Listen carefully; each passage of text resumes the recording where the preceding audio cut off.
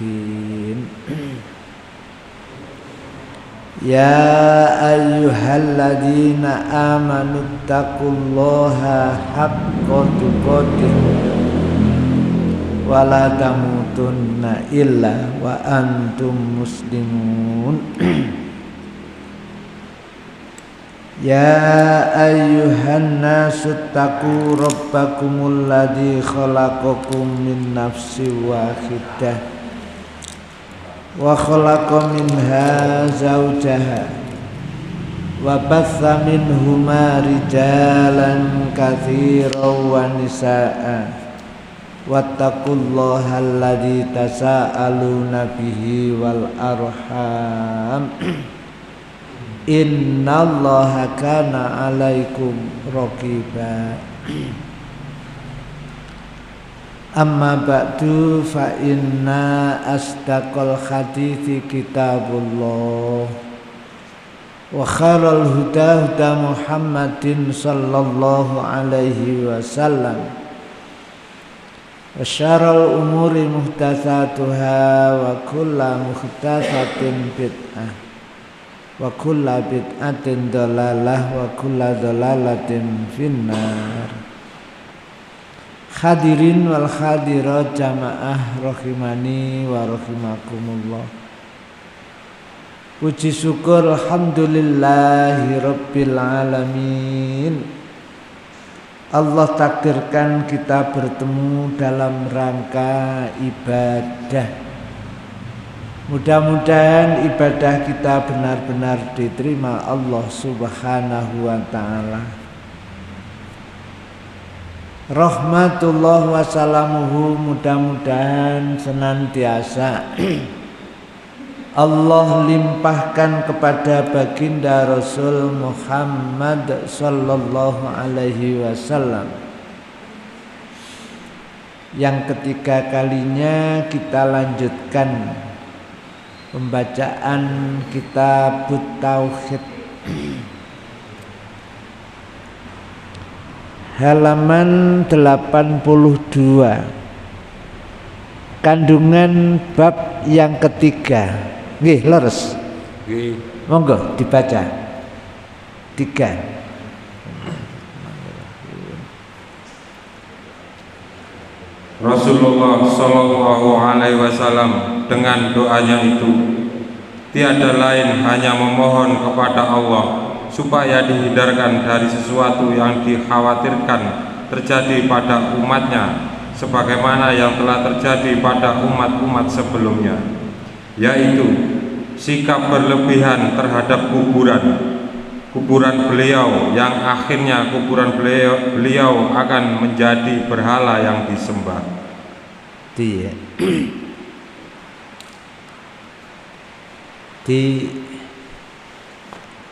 Kita nggak usah berlebihan terhadap kuburan. Ini nggak terasa loh ya. Kadang-kadang hanya kepingin menjadi anak yang berbakti kepada kedua orang tuanya, atau anak didik yang ingin berbakti kepada gurunya, atau masyarakat yang senantiasa menginginkan menghormati kepada tokohnya, sampai mati tetap nek karpe apik karpe. Tapi kalau sampai salah langkah, ini sangat berbahaya.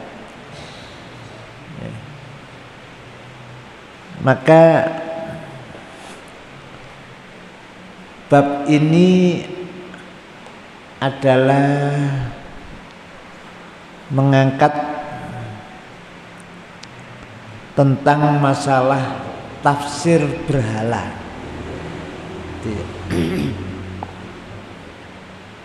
Jadi kuburan yang senantiasa dirawat dengan berlebihan, ini kadang-kadang nggak sadar sudah merupakan bentuk pelanggaran yang mestinya tidak boleh terjadi, tapi terjadi. Ya, satu misal, ada orang yang sangat dihormati di tengah-tengah masyarakat meninggal. Medini kalau sudah dimakamkan ya sudah selesai.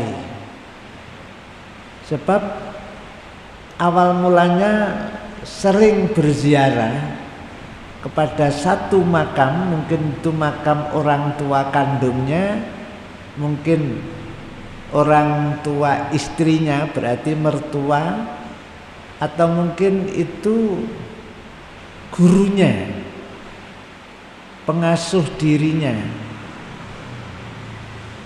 Orang tua kan 3 itu ya, orang tua kandung, orang tua mertua, orang tua guru. Ini kalau sudah mati yang terbaik mendoakannya dari rumah. Kalau akan ziarah maka kita harus mengilmui lebih dulu bagaimana ziarah yang diperintahkan agama. Ziarah yang diperintahkan agama dan diinginkan oleh Rasul sallallahu alaihi wasallam, fazuruha, berziarahlah kalian kepada makam, fa innahu tudzakkirul akhirata, dan ziarahmu ke makam itu mampu mengingatkanmu atas kematianmu. Jadi uripe iku gak sembrono itu ya. Jadi uripe iku tansah mengingat Qur'annya. Bagaimana Qur'an memerintahkan, yaitu yang diamalkan. Kalau Qur'an tidak memerintahkan, kita nyari hadisnya bagaimana Rasul mencontohkan. Termasuk ziarah kubur. Ini kalau tidak hati-hati, tidak diilmui dulu, perasaannya bener itu ya. Jadi ngatamno Quran no kuburan. Mulai pagi sampai maghrib dapat 10 juz.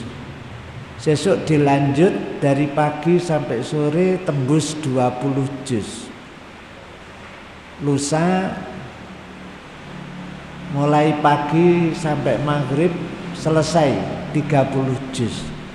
Cara bacanya, cara menghatamkannya benar, sesuai yang dianjurkan Rasul sallallahu alaihi wasallam. Paling cepat menghatamkan Quran itu 3 hari. Jadi nek jenengan mengadakan tahtimul Quran, satu pertemuan 10 juz mulai subuh sampai maghrib. Itu namanya menghatamkan Quran. Karena saat Quran dibaca, yang lain menyimak. Lah nek didum sak juz wong 30 ya 30 menit khatam 30 juz, orang 30 sak juzan dan. Ini menghatamkannya Quran tidak salah karena 3 hari khatam. Tapi yang dikhawatirkan kalau sampai sudah masuk dalam sifat berlebihan. Tempatnya juga tempat yang tidak diperintahkan sama Rasul itu ya. Itu sangat bahaya. Karena kalau khatamannya di kuburan itu kan butuh lampu. Masang lampu itu dosa tersendiri. Ya. Nabi sangat mengkhawatirkan kalau sebuah makam itu sering diziarahi, akhirnya berubah menjadi patung yang disembah. Dan itu kadang-kadang pelakunya tidak menyadari, perasaannya itu amal solih, padahal sudah berubah menjadi amal salah. Itu ya yang ketiga, Rasulullah Shallallahu Alaihi Wasallam dengan doanya itu tiada lain hanya memohon kepada Allah supaya dihindarkan dari sesuatu yang dikhawatirkan terjadi pada umatnya, sebagaimana yang terjadi pada umat-umat sebelumnya, termasuk umatnya Nabi Allah Nuh alaihi salam kan seperti itu. Saking cintanya kepada orang alim, sudah wafat, dia tidak hanya sekedar mendoakan, tapi menjadikan kuburannya sebagai tempat untuk berhari raya. Itu enggak boleh. Terus dipasang lampu juga tidak boleh. Sering ziarah ke makam itu juga tidak boleh.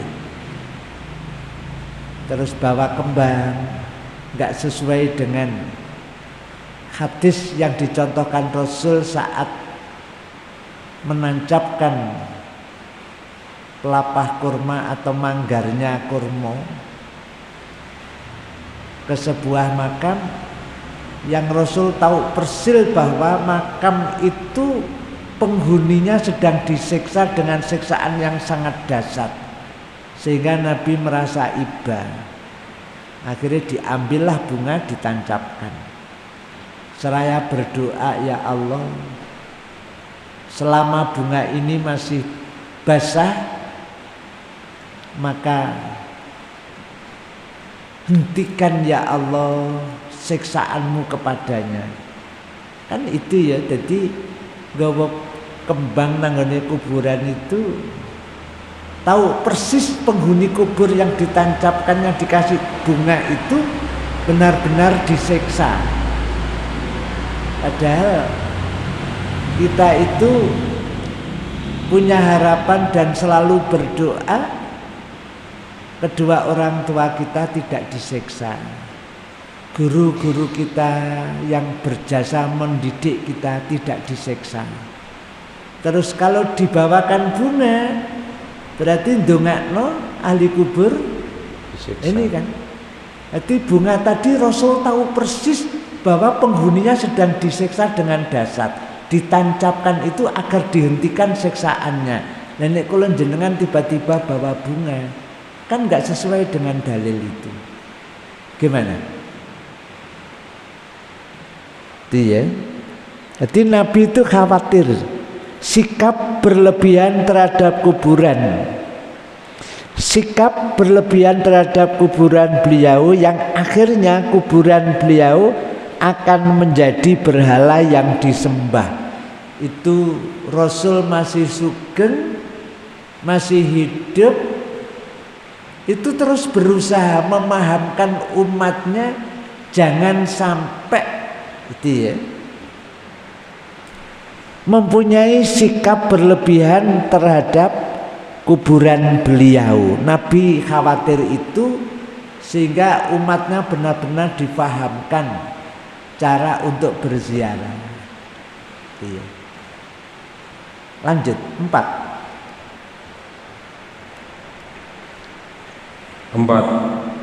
Dalam doanya itu beliau sebutkan pula perbuatan menjadikan kuburan para nabi sebagai tempat ibadah. Itu ya. Itu dikhawatirkan karena Nabi, jika Nabi berdoa jangan sampai kuburannya nanti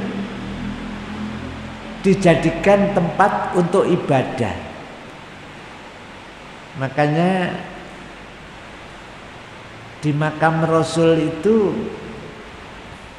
dekatnya Raudhah ya, itu kan banyak laskar ya. Nek ana wong ibadah di situ kan diobyak-obyak karo laskar. Nih. Karena doa Nabi itu, Nabi berdoa memohon kepada Allah jangan sampai kuburannya itu dijadikan tempat ibadah. Di antara doa Nabi sebelum wafat mohon kepada Allah agar kuburannya tidak dijadikan tempat ibadah.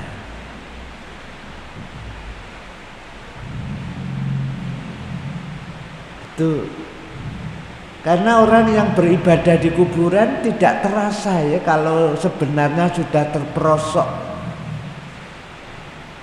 menjadikan kuburan itu sebagai berhala, enggak terasa. Maka Nabi doanya memohon kepada Allah agar kuburannya tidak dijadikan tempat untuk ibadah. 5. Monggo. Bahwa Allah sangat murka terhadap orang-orang yang menjadikan kuburan para nabi sebagai tempat ibadah. Itu ya masalahnya. Karena Nabi tahu persis makamnya nabi-nabi sebelum Nabi Muhammad itu dijadikan tempat ibadah. Padahal Rasul sabdakan Allah sangat murka terhadap orang yang menjadikan kuburan para nabi dijadikan tempat ibadah. Ya.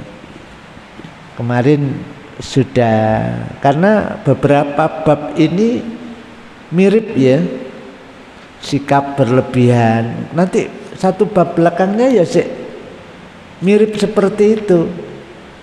Upaya Nabi dalam menjaga kemurnian tauhid dan menutup segala jalan yang mengantarkan kepada syirik. Lah itu kuburan itu kalau sudah beribadah di sana itu sudah menjadikan Allah sangat murka terhadap dirinya.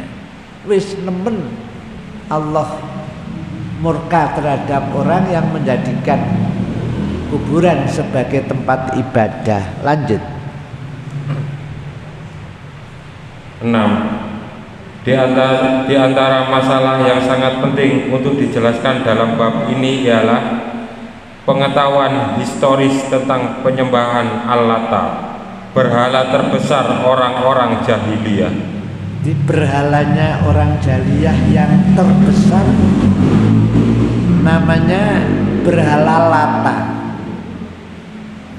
Padahal Lata itu nama seseorang, nama orang laki-laki yang mempunyai pekerjaan jeladrening roti, ngadoni roti untuk menjamu orang-orang yang melaksanakan ibadah haji. Itu ya. Itu berhala terbesar. Dan di situ dikatakan di antara masalah yang sangat penting untuk dijelaskan dalam bab ini ialah pengetahuan historis tentang penyembahan Al-Lata. Itu semula kan ya kuburan ya. Awal mulanya kan umatnya Nabi Allah Nuh, setelah Nabi Allah Nuh wafat ada orang besar, orang alim, orang solih namanya Lata. Karena kuburan itu terlalu sering diziarahi, kemudian saat ada peringatan-peringatan, perayaan-perayaan diadakan di situ. Ya. Terus di situ diadakan ibadah-ibadah. Padahal ibadah di kuburan itu mengundang kemurkaan Allah yang sangat murka. Maka harus dijelaskan tentang historis penyembahan Lata. Itu penting. Mengapa kok penting? Karena kalau kita ziarah itu tidak sampai terperosok dalam kemusyrikan. Kalau nggak ingat historisnya, sejarahnya, ceritanya Sang Lata, ya berhala terbesarnya orang jahiliyah, mudah sekali umat Islam terperosok ke sana. Lanjut. 7. Berhala ini asal-usulnya adalah kuburan orang yang soleh yang diperlakukan secara berlebihan dengan senantiasa dikunjungi oleh mereka. Oke ya, senantiasa dikunjungi. Itu bentuk berlebihan. Saat ya nek dikunjungi itu di telinga kita gak patek pas namanya. Sing penak ya ziarah. Padahal ziarah itu gak pas. Akhirnya karena perasaan kita beda dengan perasaan orang Arab. Iya. Jadi berhala Lata asal usulnya adalah kuburan orang yang solih. Iya. Itu Lata itu. Yang diperlakukan secara berlebihan dengan senantiasa mengunjungi, senantiasa dikunjungi oleh mereka. Nek wis wong sering malam Jumat Legi nang kuburaning berhala Lata. Sebelum jadi berhala kan itu nama orang solih. Akhirnya menjadi berhala terbesar bagi orang-orang jahiliyah. Kalau nggak tahu historis ini, ya rawan sekali ya ziarah ke makam itu. Makanya kalau khawatir terperosok di dalam perbuatan-perbuatan yang mengarah kepada kemusyrikan, lebih-lebih perbuatan syirik, ya ndongake teko omah teko. Ya. Allahumma firli dunubi wali walidayya warhamhuma kama rabbayani shaghira. Nyampe mulakno mumpung sik urip sing sregep nek ndongakne wong tuwa. Gak usah ngenteni nek mati gak. Allahumma ighfirli dzunubi wali walidayya warhamhuma kama rabbayani shaghira. Setiap kita ingat jasa kedua orang tua terhadap kita saat merawat kita mulai dari kecil sampai kita besar, itu kita langsung berdoa ya, ndongake wong tuane. Mama pas macul, aku mbiyen macul ini diwarai bapakku. Terus mandek macule ndongakno Allahumma firli dzunubi wali walidayya warhamhuma kama rabbayani shaghira. Engko nek sampean sering nang kuburane iki lho terperosok dalam kemusyrikan itu bahaya. Bukan berarti tidak boleh disyariatkan kita ziarah kubur itu disyariatkan. Cuman al ilmu qoblal qauli wal amal. Kalau berziarah ya diilmui dulu bagaimana ziarah yang sesuai dengan syariat yang Allah syariatkan, sesuai dengan ziarah yang dicontohkan baginda Rasul Muhammad sallallahu alaihi wasallam. Itu kan? Monggo lanjut. 8. Al-Lata adalah nama orang yang dikuburkan itu, yang pada mulanya adalah seorang pengaduk tepung untuk para jamaah haji. Iya. Jadi Al-Lata itu adalah nama orang yang dikuburkan itu, yang pada mulanya adalah seorang pengaduk tepung untuk para jamaah haji. Sampai sekarang kan masih ada itu ya. Roti ini gawe di gede itu. Di pagi itu kadang sudah ada orang yang membagikan roti itu ya. Lebih-lebih jenengan naik umroh Ramadan. Tanggal 1 nanti pulangnya mari Idul Adha. Oleh loro oleh haji bareng. Nek guru ngerti jalure ya dideportasi ya. Itu ya alata kayak gitu. Maka historisnya kita pahami biar kita tidak terperosok menjadikan penghuni kubur sebagai berhala untuk diibadahi. 9. Rasulullah Shallallahu Alaihi Wasallam melaknat wanita penziarah kubur. Iya, hati-hati wanita kalau sudah tahu ini ndongakno teko omah wae. Ya. Rasulullah Shallallahu Alaihi Wasallam langsung ya Rasul sendiri loh ini loh ya. Rasul langsung yang melaknat wanita penziarah kubur. Mulakno jo bangga. Ziarah-ziarah wanita itu aja bangga. Itu pelanggarannya banyak sekali. Jadi dilaknat ya sama Rasul itu, wanita itu.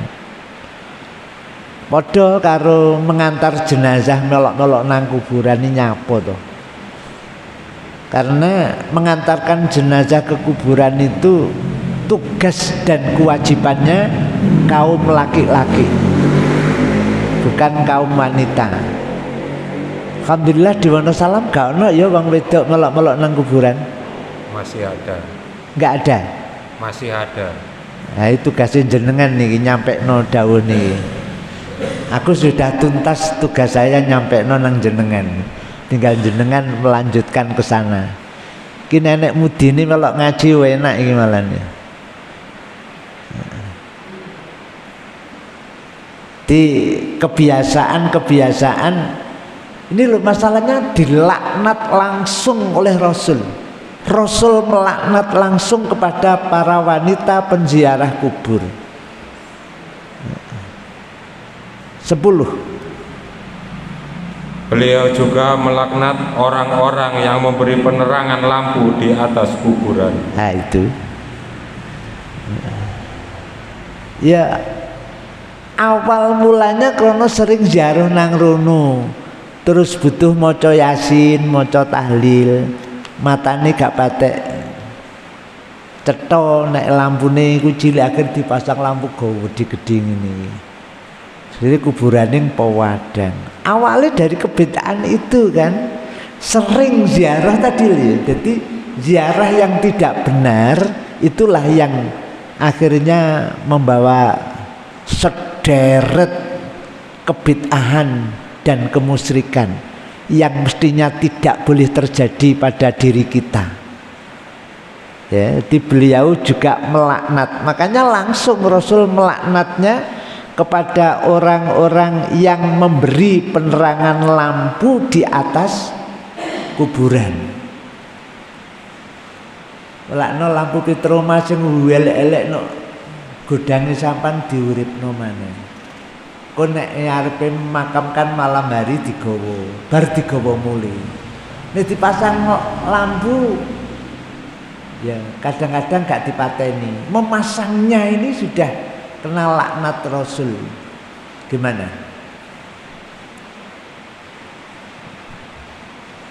Masang lampu itu sama dengan wanita yang ziarah.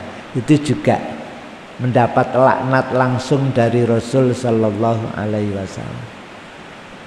Selesai bab 21, berikutnya bab 22. Upaya Nabi Sallallahu Alaihi Wasallam dalam menjaga kemurnian tauhid ini ya, dan menutup segala jalan yang mengantarkan kepada syirik ini. Upaya Rasul luar biasa. Ojo sampai umatnya itu terjerumus dalam apa meneh musyrik sing gedhi-gedhi ngono. Wong musyrik sing cuwilik lho. Terkecil itu Rasul sangat takut ya. Sampai Rasul inni akhwafu ma akhafu alaikum sirkul asghar. Sungguh aku sangat mengkhawatirkan kalau kalian itu terjerumus dalam syirik asghar, syirik terkecil. Apa mana syirik sing gede-gede ini sampai dilaknat sama Rasul ya. Perbuatan-perbuatan yang menjurus kepada kemusyrikan. Musyrik besar itu mesti diberantas langsung sama Rasul. Nah, musyrik kecil itu dikhawatirkan tidak terlihat oleh kasat mata itu loh. Piye nek berantas gak iso. Syirik asghar itu nafsi-nafsi yang memberantas, orang lain nggak bisa. Masih ingat ya syirik asghar? Walaupun sudah 10 kali lebih kita ngomong syirik asghar, karena ini penting. Gak tahu traweh Ramadan, niate iku cek dianggap wong-wong kalau dirinya itu Islami tenanan. Kan njero hati. Jadi niatnya itu tidak ikhlas lillahi ta'ala enggak. Jadi amalan ibadah yang tidak ikhlas lillahi ta'ala itu kan syirik asghar. Itu Rasul sangat khawatir.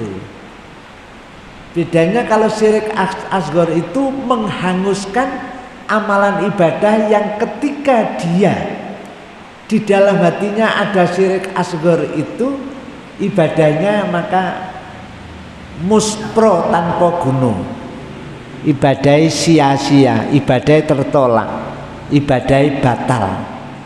Nah syirik akbar itu amalan mulai kecil sampai tua langsung habis. Syirik akbar itu ya, masuk menjadikan kuburan sebagai tempat ibadah barang ini bahaya itu ya. Jadi syirik-syirik besar itu menghanguskan semua amalan ibadah. Kalau tidak segera bertaubat ini sangat berbahaya. Gimana? Maka dalam bab ini diangkat sebuah firman Allah di dalam surah At-Taubah ayat yang ke-128. A'udzubillahi minasyaitonirrajim. Laqad ja'akum rasulun min anfusikum azizun 'alaihi ma anittum harisun 'alaikum bil mu'minina raufur rahim. Laqad ja'a yakti temen-temen wis teka kum ing sira kabeh sapa rasulun utusan min anfusikum saking kalangan awak nira kabeh, saking golongan menungso, bukan golongan setan, bukan golongan jin, bukan golongan malaikat. Rasul itu golongan menungso. Terus Rasul itu azizun alaih, jadi berat terasa oleh Rasul. Rasul itu merasakan berat sekali. Apa yang dirasa berat oleh Rasul? Kata Allah, ma anitum, ya apapun ya, itu ya, ma anitum. Jadi apapun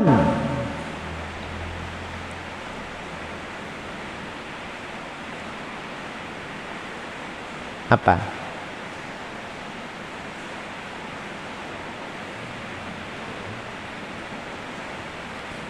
Jadi Rasul itu berat, merasakan berat sekali. Apa? Maya apapun, anitum yang menjadikan kalian itu menderita, menjadikan manusia itu sengsara. Itu Rasul itu sangat dan amat berat merasakan penderitaan umatnya. Makanya Rasul berusaha secara maksimal jangan sampai umatnya itu terjerumus dalam jurang-jurang kemusyrikan. Jangankan musyrik besar, musyrik kecil jangan, Rasul membentengi semuanya itu. Jadi Rasul itu merasakan berat sekali terhadap penderitaan umatnya, termasuk kita ini ya. Ma'anittum. Itu Rasul merasakan langsung ya. Merasa berat kalau sampai umatnya ini terjerumus dalam kemusyrikan. Jangankan musyrik besar, musyrik sekecil apapun itu Rasul merasakan berat dengan penderitaan kemusyrikan itu. Ayatnya itu ma'anittum, apapun yang menjadikan penderitaan kalian. Dan Rasul itu harisun alaikum, sangat menginginkan kepada kalian semua bil mukminin, untuk menjadi orang yang iman dan menjaga imannya jangan sampai tergerus dengan arus kemusyrikan. Jangan. Dia. Maka Rasul sangat menginginkan kepada kalian untuk menjadi mukmin.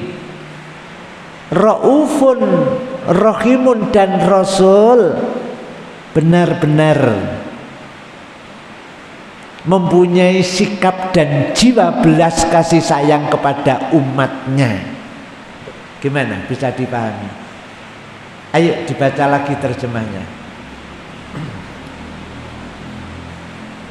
Sungguh telah datang kepadamu seorang Rasul dari kaummu sendiri. Berat terasa olehnya penderitaanmu, sangat menginginkan keimanan dan keselamatan bagimu. Amat belas kasihan lagi penyayang terhadap orang-orang mukmin. At-Taubah 128. Iya. Jadi Rasul itu merasakan berat nek umatnya sampai terperosok dalam kemusyrikan. Ini dia. Jadi makanya kita harus hati-hati. Kalau sampai ada yang terperosok dalam kemusyrikan, satu misal memasang lampu nunggone kuburan, sering menziarahi kubur, apalagi wanita, gak sering itu pisan tok umpamane wis kena laknat nih. Nek laki-laki tadi si ono sering menziarahi kuburan. Dia. Itu Nabi merasakan berat kalau sampai umatnya terjerumus ke situ. Dan Nabi itu menginginkan umatnya, termasuk kula panjenengan, harisun alaikum bil mukminin, menginginkan kula jenengan niku imannya tetap murni, tidak tercemari dengan kemusyrikan sekecil apapun. Tempo hari sudah dibahas, ketoke sepelin, gara-gara mateni laler tapi niatnya berkorban untuk berhala. Itu dosa besar ya, bahaya itu. Yang satunya tidak mau berkorban kecuali hanya kepada Allah, langsung dibunuh, maka surgalah tempatnya. Yang satu mengikuti arahan dari penjaga jalur menuju tempat kemusyrikan itu, kalau kamu enggak berkorban enggak boleh lewat dan kamu dibunuh. Dia hanya membunuh seekor lalat, niate korban menyang berhala, terus oleh lewat, itu sudah ya, kayak itu bahaya. Itu ayat ya. Jadi Rasul merasakan sangat berat kalau sampai umatnya melakukan kemusyrikan. Lah yang diinginkan Rasul kepada umatnya, kepada kita ini ya agar beriman. Loh.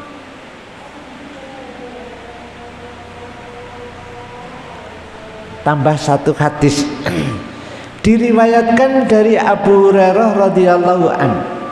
Rasulullah sallallahu alaihi wasallam bersabda, "La taj'alu buyutakum kuburun wa la taj'alu qabri idan wa sallu alayya fa inna sholatakum tablughuni haitsu kuntum." La taj'alu ojo padha ndadekake nira kabeh buyutakum ing omah nira kabeh kuburun ing kuburan. Janganlah rumah-rumah kalian kamu jadikan kuburan.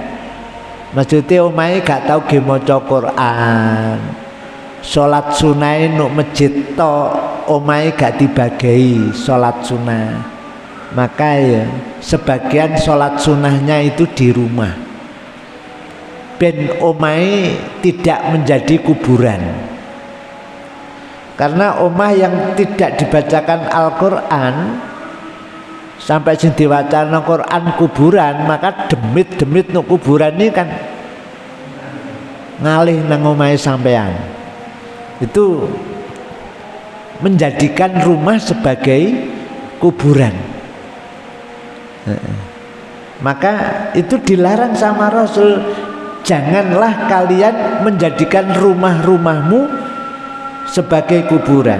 Satu, wala taj'alu qabri idan, wala taj'alu lan ojo padha ndadekke nira kabeh qabri ing kuburan ingsun idan ing perayaan. Enggak boleh ya. Jadi kuburan itu enggak boleh dikunjungi rame-rame seperti perayaan kayak gitu. Apalagi menjadikan kuburan sebagai perayaan langsung, tidak boleh. Ini langsung Rasul sendiri yang melarang. Terus perintahnya apa? Wasallu alayya, dan bersolawatlah kamu semuanya atasku. Fa inna sholatakum, maka sesungguhnya solawat kalian tablughuni iso nyampe menyang aku haitsu kuntum, dimanapun kamu berada. Sallallahu ala Muhammad, sallallahu ala Muhammad, sallallahu ala Muhammad. Insyaallah bagus ya salawat seperti itu ya. Sallallahu ala Muhammad, sallallahu ala Muhammad, bagus. Nek dilagok-lagok nih ndaki-ndaki engko sing dikhawatirkan terus ono tabuane. Nek wis ono tabuane terus ono njogete. Nek wis ono njogete fungsi dari sholawat hilang. Sholawat itu kan berdoa. Berdoa itu butuh khusyuk. Dan nek ditabui malah gak khusyuk. Dia. Makanya di sini jelas sekali hadis yang diriwayatkan oleh Abu Hurairah, la taj'alu buyutakum kuburo. Jangan kamu jadikan rumahmu sebagai kuburan. Wala taj'alu qabri idan, dan janganlah kuburanku kamu jadikan apa? Perayaan.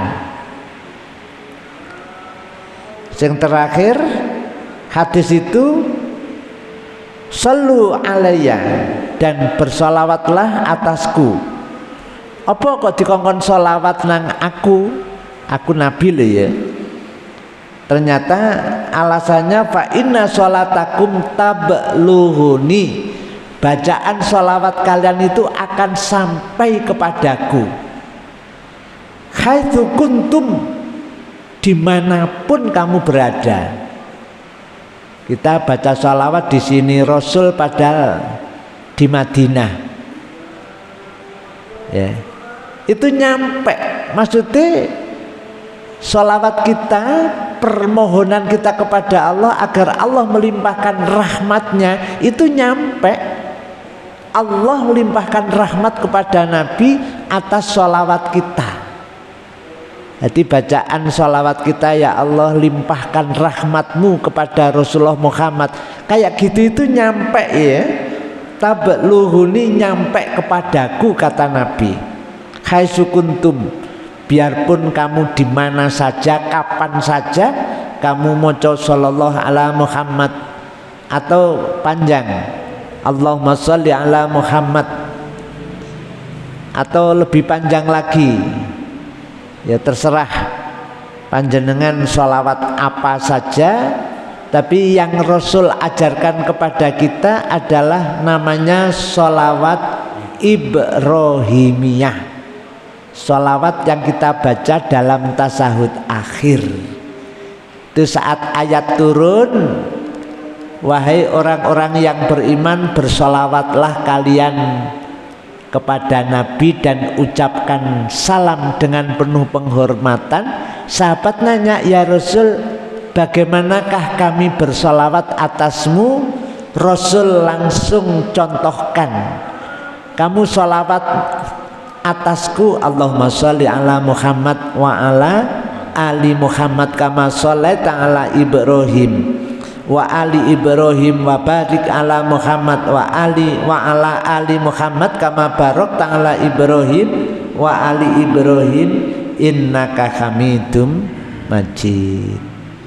Ya, itu sholawat terbaik saat kita baca dalam tasahud akhir.